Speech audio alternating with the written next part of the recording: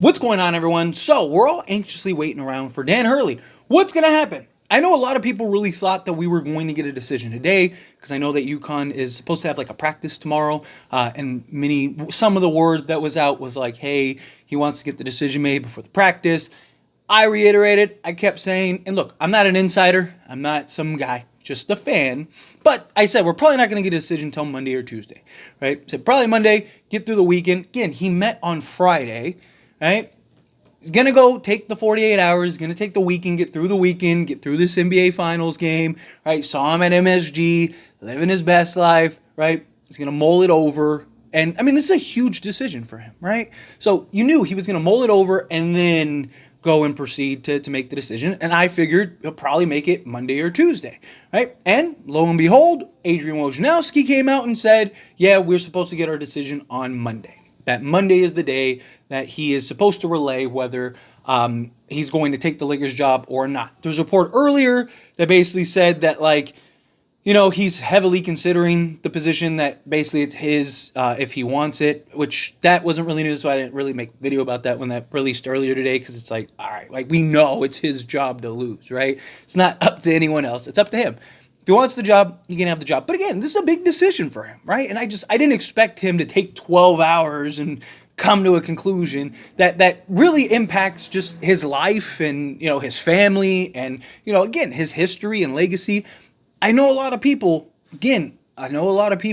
really think he's not going to turn down the money. Don't be shocked if he does. Again, I don't know, right? I want him to be the head coach.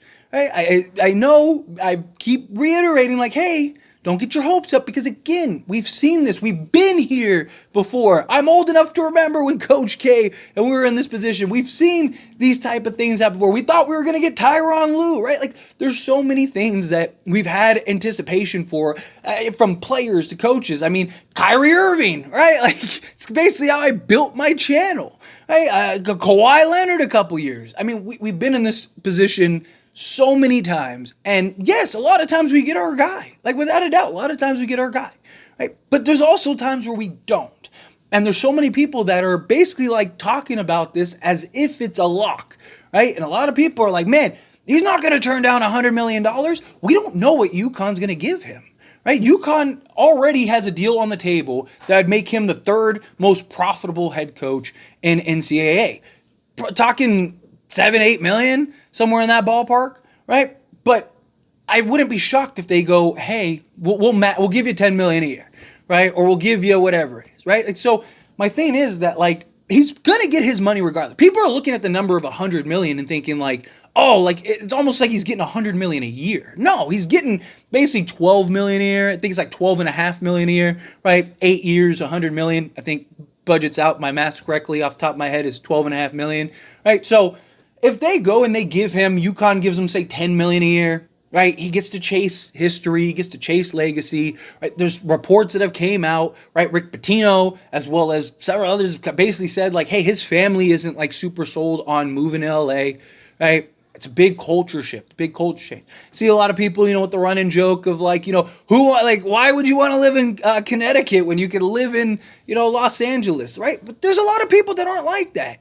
Like, I have friends and family that moved out of LA and are living remote somewhere that just absolutely love it, right? I have friends that moved out of Vegas that now live in, like, the middle, like, these smaller, and love it. Not everybody is a big city person, especially when you're happy, you're comfortable, right? He's not some 30, 40-year-old guy that's like, hey, man, like, I do a million things, right? Like, no, he's married, his children are grown. Like, he wants, sometimes people just want peace, right? Sometimes people just want, you know, comfort and stability, happiness, right? The NBA is not going anywhere, right? So, like, to him, it's like, I don't have to take the leap, right? Now, would he love to coach the Lakers? Absolutely, right? I don't think, like, because a lot of people are like, oh, if he doesn't take the job, he's wasting the Lakers' time. I don't believe that. I think he's really interested, right? But it's not just him. If he was a single bachelor at age 35, it'd probably be a no-brainer. Man, I get to go to LA, I get to go to the weather, the beach, the girls, nightlife. Man, I get to coach the Los Angeles Lakers. Like, stop, right? Or like somebody like JJ Redick, who, you know, again, he doesn't have that resume, right? So it's like, yeah, like I get to walk right into the Lakers head coaching job. Like for him, it's a no-brainer. But somebody like Dan, who's like, I'm happy, I'm comfortable, I've built a life here, I'm chasing legacy, I have full control, right? He's given up a ton of control. Again, you line up the list of reasons why he should come, and it's like money in the Lakers. But then you line up the list of all the things that like he shouldn't come, and it's like his family, comfortability, he's still making money, the NBA's not going anywhere, right? He gets to chase legacy. If he wins a third title, right, he gets to be he's going to go down as one of the greatest coaches in college basketball history, and then can make the jump to the NBA, right? There's so many things that you could just come to a conclusion to of why you shouldn't take it. Again, I hope he does. I want him to take it. If he takes it, we're going to be pumped. We're going to talk about it, right? I'm going to break it down. I believe that if they land Dan Hurley, this is huge for the Lakers. Huge. Because it'll be a real culture shift. It'll be the beginning stages of laying a new foundation for the future that lines up with the new CBA. Right? Dan Hurley, I believe, yes, I know, and I've talked about how, college coaches usually don't translate to the NBA. Right? Even the ones that have been okay and have been pretty good haven't been to the standard of the Lakers. Right? So Dan Hurley would be basically doing something that college coaches have not had success in doing it. But I actually believe he can.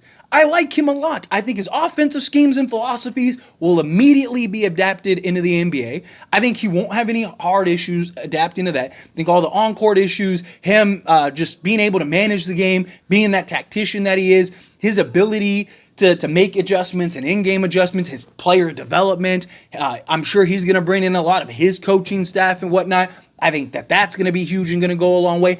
I believe if he signs with the Lakers, that's going to be huge for the Lakers. But I don't want people to get their whole and expect that it's a lock. There's a lot of other people that are out there that are telling you like, hey, this is a lock, this is happening, like it's already been signed, sealed, delivered, and it hasn't. Even Woj is like, hey, this isn't a guarantee, but he's mulling it over, right? When it's confirmed, it's confirmed, right? I talk about it all the time, even with other things, right? Like deals and moves and, like the Lakers getting into the playoffs and, the conference finals and the whole Laker Domus thing and all that stuff, right? Like I preach patience, right? Letting things play out. I say it all the time. People, how did you figure that? How did you know that? Again, I'm not an insider. I'm just a fan. Just a fan like anyone else. But I'm willing to be patient and allow things to unfold. Right? Again, we've been in the spot so many times, right? And we've been disappointed so many times. If it happens, great. I'm pumped.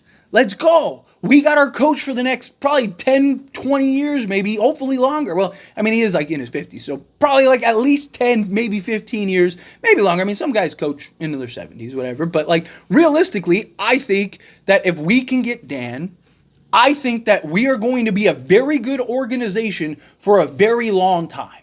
Because there is a level of concern about the post-LeBron. Right? We remember the dark days before. I know a lot of people want LeBron gone. I know a lot of people, it's not like we were running through the league without him, right? We were tanking for the bottom every year, right? So again, I'm appreciative of what LeBron did, but there are questions of like, what do we look like post that? And I think if you get a guy like Dan Hurley, who's going to really create a culture and really hard reset the Lakers. There was a report thing that came out where they were talking about how, like, I think it was Stephen A. said something like, it was something, I'm paraphrasing, I don't remember exactly what it is off the top of my head, but it's something like, it was something like, Dr. Buss has Pat Riley, Jeannie Buss had Phil Jackson, and now Rob Pelinka wants to have Dan Hurley, something along those lines. Again, paraphrasing, but essentially that's the idea, that's the premise. Again, because you want to have that culture. Where, Rob Pelinka, he's the GM or whatever, president of basketball operations or whatever, right?